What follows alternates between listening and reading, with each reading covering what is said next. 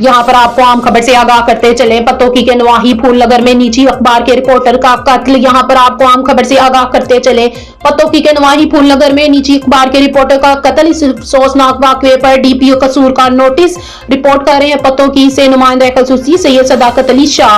तफसीलात के मुताबिक डीपीओ कसूर मोहम्मद ईसा खान का फूलनगर में निजी अखबार के रिपोर्टर जमील गुज्जर के कत्ल के अफसोसनाक वाकये का नोटिस। डीएसपी पतोकी को जल्द मुलजिमान की गिरफ्तारी की हदायत।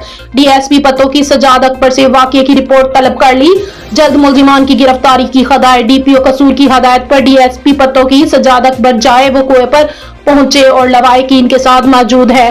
फूलनगर जाए वक़ूए पर पंजाब फॉरेंसिक लैब और क्राइम सीन यूनिट को शाहिद इकट्ठे करने के लिए तलब कर लिया गया। पुलिस तर्जुमान